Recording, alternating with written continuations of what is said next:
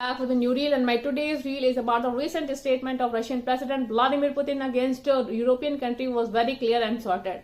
India आने से पहले रशियन प्रेसिडेंट व्लादिमीर पुतिन ने जो यूरोपियन कंट्री को लेकर स्टेटमेंट दिया था वो बहुत ही ज्यादा क्लियर माइंडसेट को शो करता है कि exactly what he is thinking about European country.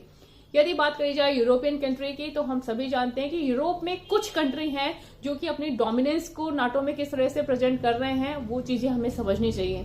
NATO का ईस्टवर्ड एक्सपेंशन डेफिनेटली रशिया के लिए एक बहुत बड़ी थ्रेट है और रशिया जैसा बड़ा कंट्री अपनी थ्रेट के लिए कुछ भी कर सकता है। बात करी जाए रशिया की, रशिया और यूक्रेन का war is not A Russia Ukraine का वॉर, इट्स ऑल अबाउट किस तरह से नाटो का एक्सपेंशन करा जा रहा है ईस्टवर्ड और किस तरह से यूक्रेन को नाटो का मेंबर बनाया जा रहा है और ये चीजें किस तरह से रशिया के लिए प्रॉब्लमेटिक हो सकती हैं, उसी को कंट्रोल करने के लिए रशिया यूक्रेन वॉर हो रहा है। But European country continuously push कर रहे हैं यूक्रेन को एक तरह से यूज करा जा रहा है। जेलेंस्की को किस तरह से मैनिपुलेट करा गया है इस सब सिचुएशन के लिए वो हम सभी जानते हैं। यदि जेलेंस्की ने सही डिसीजन लिए होते तो डेफिनेटली यूक्रेन की भी ऐसी सिचुएशन नहीं होती और रशिया और यूक्रेन में ये जो सिचुएशन है वो क्रिएट नहीं होती, ना ही वर्ल्ड वॉर जैसी सिचुएशन क्रिएट हो सकती थी। बट कंटिन्यूसली यूरोपियन कंट्रीज का इन्वॉल्वमेंट बहुत ही नेगेटिव सिचुएशन क्रिएट करता जा रहा है और ये कंट्री कंटिन्यूसली टारगेट करते जा रहे हैं यूरोपियन कंट्री रशिया को। और यदि इसी तरह से इसी पैटर्न पर ये लोग काम करते हैं तो डेफिनेटली रशिया को यूरोपियन कंट्री के अगेंस्ट में भी एक्शन लेना पड़ेगा।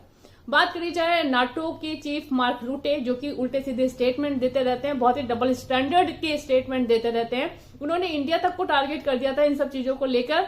उन्होंने कहा था कि किस तरह से India is in a reason behind Russia Ukraine war. यदि इंडिया रशियन ऑयल परचेज कर रहा है तो इनडायरेक्टली इंडिया भी रशिया की इकोनॉमी को प्रमोट कर रहा है और इसी के चलते ये वॉर कंटिन्यू है। तो आप समझ ही सकते हैं कि किस माइंडसेट को लेकर ये काम कर रहे हैं, इनके क्या स्टैंडर्ड है चीजों को लेकर जो कि बहुत ही गलत दिख रहे हैं। और इनको यदि अपने स्टैंडर्ड को प्रॉपरली मैनेज नहीं करना आता तो आप देख ही सकते हैं कि सिचुएशन बहुत ही मिजरेबल हो सकती है, क्योंकि रशियन प्रेसिडेंट व्लादिमीर पुतिन कई चीजों को लेकर बहुत क्लियर है। वो अपनी इंटरनल सिक्योरिटी के साथ कभी भी कॉम्प्रोमाइज नहीं करेंगे और इनफैक्ट कोई भी कंट्री नहीं करेगा।